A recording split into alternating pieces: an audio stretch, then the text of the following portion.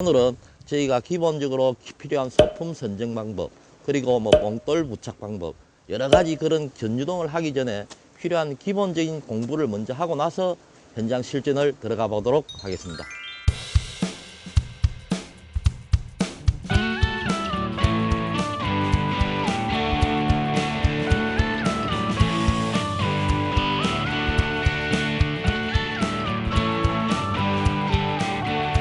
예, 시청자 여러분 반갑습니다. 전유동 완전정복의 이성입니다. 오늘은 저희가 전유동 낚시 실전을 하기에 앞서 우선 기본적으로 필요한 이론에 대해서 먼저 알아보는 시간을 가져보도록 하겠습니다. 저희가 여기저기 낚시를 다니다 보니까 몇몇 낚시인 분들이 이론적으로 상당히 궁금해 하시고 실질적으로 소품 선정에도 어려움을 느끼시는 그런 모습들을 많이 봤습니다. 그래서 오늘은 저희가 기본적으로 필요한 소품 선정 방법, 그리고 몽돌 부착 방법, 여러 가지 그런 전유동을 하기 전에 필요한 기본적인 공부를 먼저 하고 나서 현장 실전을 들어가 보도록 하겠습니다. 예, 우선 전유동 낚시에서 필요한 기본 채비에 대해서 차례대로 설명을 드려보도록 하겠습니다. 일단 전유동 낚시는 하루 종일 대를 조작하고 놀리는 낚시이기 때문에 가능하면 낚싯대가 가벼운 게 좋습니다. 탄력이 좋고, 그래서 지금 저는 주로 0.6호대를 주로 많이 쓰는 상황이고, 릴은 2호원줄이 약 150m 정도 내외 감기는 것이면 충분합니다.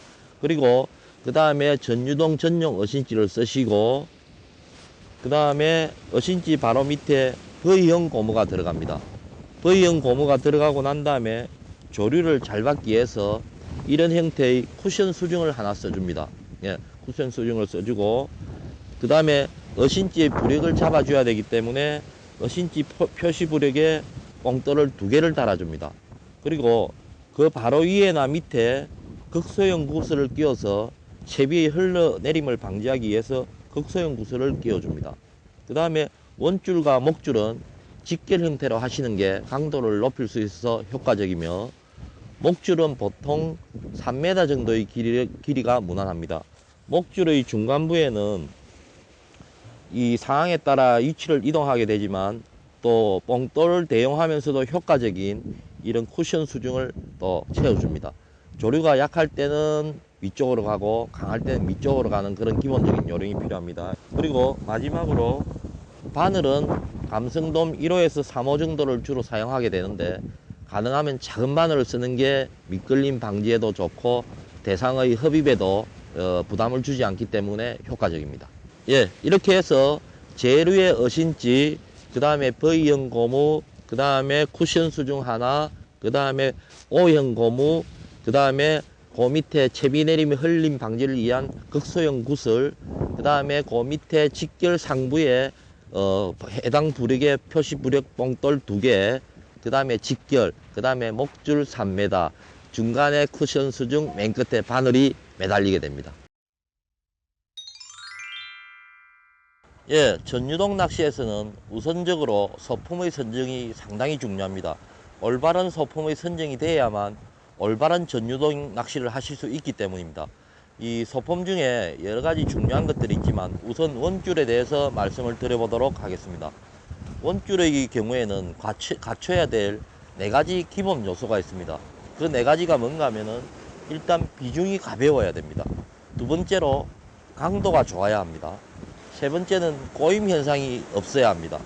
네 번째로는 시인성이 좋아야 됩니다. 이 4가지 요소를 갖춰야만이 효율적이고 효과적인 전유동 낚시를 하실 수가 있습니다. 그러면 이 4가지를 차례대로 필요한 이유를 말씀드려 보도록 하겠습니다. 우선 시인성 부분에 대해서 말씀을 드려보도록 하겠습니다. 우리가 전유동 낚시를 하면서 이 계속 견제와 조작을 해야 되고 채비의 정렬도 또한 해야 되고, 또 수중에 암초가 나와 있는 경우가 있기 때문에 그 암초를 피해서 채비를 흘려야 됩니다. 그러기 위해서는 원줄이 잘 보이지 않으면은 저희가 그걸 판단하기가 어렵고, 심지어는 이 암초에 원줄이 걸려서 채비를 손실하게 되는 그런 경우도 있습니다. 그렇기 때문에 원줄은 잘 보이는 시인성이 있어야 되며, 그 다음에 두 번째로 필요한 것은 꼬임 현상이 없어야 됩니다. 완전히 없으면 좋겠지만 가능하면 적은 쪽으로 선정을 해 주셔야 됩니다. 이 꼬임 현상이 있게 되면은 전유동에서는 저부력 그 채비로 계속 원줄을 흘리고 조작을 하기 때문에 이 저부력 경우에 밑에 하부 무게가 적습니다. 적기 때문에 꼬임이 없는 원줄을 써주셔야 부드럽게 밑채비가 입수가 되고 그 다음에 이 채비가 잘 들어가게 됩니다. 이 꼬임이 있는 경우 제일 큰 문제점이 무엇인가 하면은 계속 견제와 조작을 해주는 전유동 낚시에서 견제를 해준 전달 동작이 바늘 끝까지 전달이 잘 안 되게 됩니다. 왜 그런가 하면은 원줄이 나가다가 중간이 스프링처럼 꼬여 있게 되면은 이 부분이 펴지지 않기 때문에 이 밑채비를 띄워줄 수가 없게 되는 것입니다. 그렇기 때문에 원줄은 우선 보실 때 이렇게 원줄이 있으면 가볍게 잡으셔서 알아보시는 방법이 있습니다. 가볍게 원줄 끝을 잡고 동태를 부드럽게 잡으시고 힘을 주시지 마시고 부드럽게 당겨 보십니다. 예, 이렇게 부드럽게 당겨 보면은 원줄이 부드럽게 나오는 원줄은 비교적 꼬임이 적고 이 원줄이 부드러운 것입니다. 세 번째, 강도 부분에 말씀드리겠습니다. 원줄이 아무리 잘 보이고 그 다음에 꼬임이 적고 뭐 다른 요소를 다 갖췄다 하더라도 기본적인 강도가 약해버리면 대상어의 하이팅도 마음대로 할 수가 없고 목줄을 적정 호수를 선택을 할 수가 없는 그런 문제점이 생깁니다. 그래서 이 부분은 전유동 뿐만이 아니라 모든 부분들이 마찬가지지만 전유동 낚시에서도 반드시 필요한 요소 중에 하나입니다. 네 번째입니다. 이 부분이 상당한 중요한 부분인데 전유동 낚시에서는 주로 G2, B, 2B 정도의 저부력 어신지를 사용을 하게 됩니다. 그렇기 때문에 밑에 매달리는 하중도 적고 그렇기 때문에 원줄이 가벼워서 어신지에 부담을 주지 않는 그런 상황이 되어야 됩니다. 만약에 어신지에 원줄이 부담이 주게 되면은 이렇게 원줄이 처져 버리는 상황이 됩니다. 이렇게 처져 버리면은 어신지가 진행을 하는 그 방향에 많은 지장을 주게 됩니다. 그게 무엇인가 하면은 어신지는 이렇게 흘러가려고 하는데 뒤에서 원줄이 눌러버리면은 채비의 원활한 진행이 어렵게 됩니다. 그렇기 때문에 원줄의 비중이 가벼운 플로팅 계열의 원줄을 써주셔야 되고 그리고 채비의 이 정렬이나 다른 조작을 하실 때도 원줄이 잠겨 있게 되면은 상당히 애로사항이 많은 그런 부분이 있습니다. 그래서 전유동 낚시에서는 이 네 가지 플로팅, 강도, 꼬임, 시인성이 좋은 원줄을 쓰셔야만 좋은 원줄이라고 하실 수가 있습니다. 그렇기 때문에 여러분들께서도 앞으로 이 부분을 염두에 두셔서 잘 선정을 해 주시기 바랍니다. 일반적으로 많은 낚시인들이 전유동 어신지는 일반적인 보통찌를 쓰시면 된다고 말씀을 하시는데 사실은 그렇지가 않습니다. 전유동 낚시에서 가장 중요한 요소 두 가지를 꼽으라고 그런다면은 원줄과 어신지의 선정이 가장 중요하다고 말씀드릴 수 있습니다. 앞서 원줄에 대해서 말씀은 드렸고 이번에는 어신지에 대해서 자세히 알아보도록 하겠습니다. 어신지가 갖춰야 될 기본 요소는 첫째는 조정성입니다. 전유동 낚시에서는 섬세하게 조작을 하고 계속 컨트롤을 해야 되기 때문에 기본적으로 어신지가 조정성이 좋아야 됩니다. 여기서 말씀드리는 조정성이란 원줄을 컨트롤 왼쪽으로 살짝 기울여주면 같이 좀 움직여주고 방향을 틀어줄 수 있는 그런 부분을 말씀드리는 것입니다. 두 번째, 자체 중량이 좀 높아야 됩니다.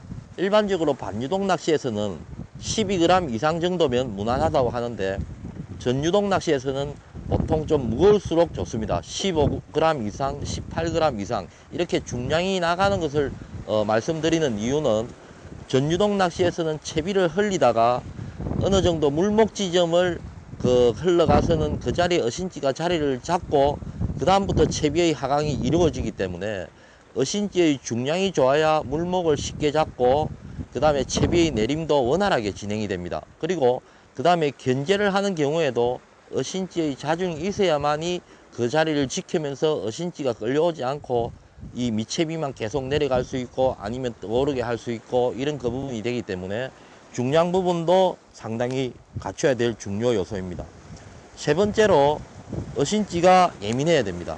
이 전유동 낚시는 계속 견제와 조작을 위주로 하기 때문에 조금의 변화가 있어도 견제를 걸어준다든지 뒷줄을 준다든지 그런 동작을 같이 병행을 해줘야 됩니다.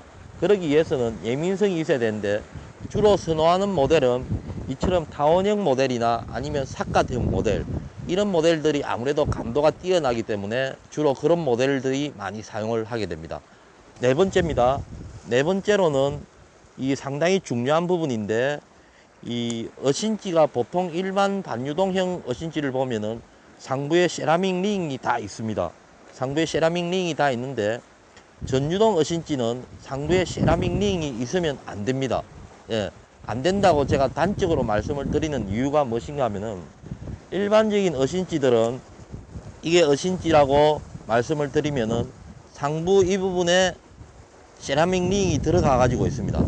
일반적으로 이 세라믹 링을 넣는 주 이유는 원줄이 원활하게 잘 내려가기 위해서, 채비의 내림을 빠르게 진행시키기 위해서 이 세라믹 링을 넣는 것입니다. 결국은 마찰 저항을 최소화시키는 것입니다.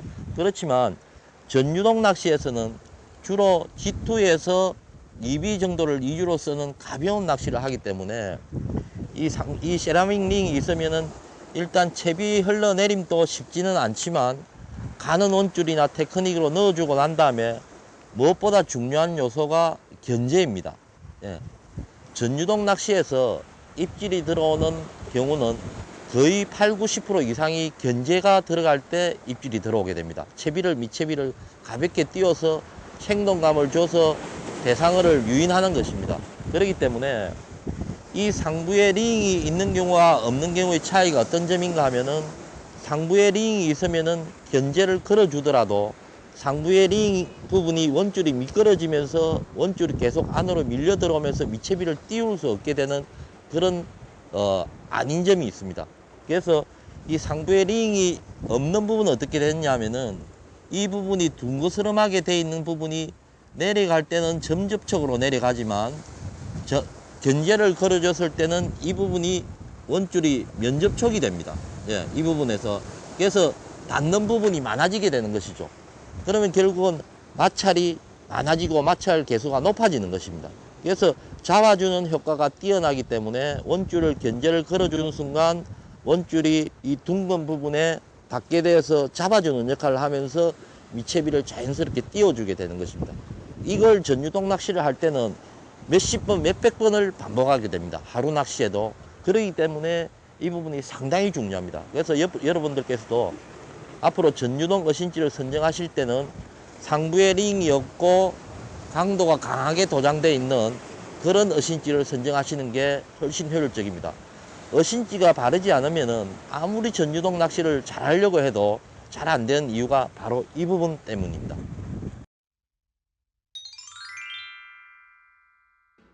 예, 이번에는 전유동 낚시에서 중요한 적정 뽕돌 부착 방법에 대해서 말씀드려 보도록 하겠습니다. 이 적정 뽕돌 부착 방법을 말씀드리는 이유는 어신지와 뽕돌의 맞춤이 정확해야 효과적인 낚시를 하실 수 있기 때문입니다. 우선 이 전유동 적정 뽕돌 부착 방법을 제가 나름대로 공식을 만들어 봤는데, 여기에 적힌 바와 같이 어신지에 보통 표기되어 있는 2B라든지 B라든지 G2라든지 그 부력과 그 다음에 보통 어신지들이 여유 부력이 있습니다. 보통 G2B, 2B 어신지의 경우는 G2 정도의 여유 부력이 있다고 보시면 됩니다. 그러면은 이 표시 부력 플러스 여유 부력 G2 그 두 개를 합한 데서 곱하기 2를 하시면 됩니다. 2를 하시고 그 다음에 여러분들도 아시다시피 조류의 흐름이 빠른 지역은 어신지를 빨아들이는 효과가 있습니다. 그래서 이 마이너스 조류의 상쇄 부력을 감안을 하셔야 됩니다. 이렇게 하시면은 적정한 뽕돌 부착 방법이 됩니다. 그러면은 이렇게 하면은 보통은 이 여유 부력 부분과 조류 상쇄 부력 부분이 서로 비슷합니다. 서로 비슷하기 때문에 이 부분은 서로 상쇄가 된다 보시고, 일반적인 표시 부력의 2배를 달아주시면 적정 부력이 된다고 생각을 하시면 됩니다. 그래서 이렇게 찌맞춤을 하게 되면은 수표면 찌맞춤이 되게 됩니다. 이 수표면 찌맞춤은 어신지가 이렇게 상단으로 떠 있는 게 아니고 밑으로 수면 바로 아래에 떠 있게 됩니다. 이렇게 하면은 채비의 예민성도 높아지고 어신지가 흘러가다가 이 밑에 암초에 걸리는 그런 바닥에 닿게 되거나 암초에 걸리는 상황을 쉽게 파악을 하실 수가 있게 됩니다. 이렇게 채비가 수표면 밑으로 흘러가다가 밑에 암초에 걸리거나 밑채비가 닿게 되면은 어신지가 떠오르게 됩니다. 여러분들이 유심히 보시고 자세히 관찰을 하시면은 앞으로 전유동 낚시를 하시면서 충분히 아실 수 있는 부분입니다. 그래서 이 수표면 밑에 찌맞춤을 하셔야 예민성도 확보가 되고 밑에 수중 밑걸림이나 암초 걸림을 확인을 하실 수 있기 때문에 효과적인 전유동 낚시가 됩니다. 어신지가 흘러가다가 조금 떠오르고 아무래도 걸린 것 같으면 살짝 빼내 주시고 다시 진행을 시키면 됩니다. 전유동 낚시의 경우는 반유동 낚시처럼 강하게 밑걸림이 되는 경우가 별로 없습니다. 초반에 빨리 알아내시면은 살짝 당겨 주시면 대부분 가볍게 빠져나오게 됩니다. 그렇기 때문에 이 공식을 잘 생각하시고 쉽게는 그냥 표시부력의 뽕돌의 2배, 2배를 원줄과 목줄 직결한 상부 바로 위에나 아니면 돌의 바로 윗부분에 달아주시면 되고, 나중에 조금 더 숙달이 되시면은 기본 표시부력은 그 직결 바로 위에 하나 정도 달아주시고 나머지는 뽕돌이나 그 부분에 적절하게 분납을 해주시는 것은 차후에 조금씩 수준이 더 올라가시게 되면은 적용을 하시면 됩니다. 그래서 전유동 적정 뽕돌 부착 방법은 이 방식으로 하시면 효율적입니다. 예, 이번에는 목줄과 바늘의 올바른 선정에 대해서 말씀드리겠습니다.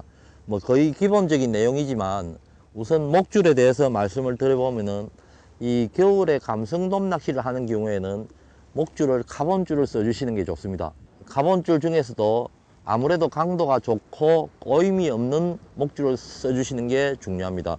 보통 이 카본줄의 비중이 일반 나이론 줄보다는 무겁기 때문에 바닥 위주의 감성돔을 공략할 때는 채비 내림도 좋고 여슬림에도 강하고 강도가 좋기 때문에 목줄은 카본 계열의 목줄을 써주시는 게 좋으며, 한 가지 첨부해서 말씀을 드리자면은 사실은 나일론 줄도 강도가 상당히 좋은 줄들이 있습니다.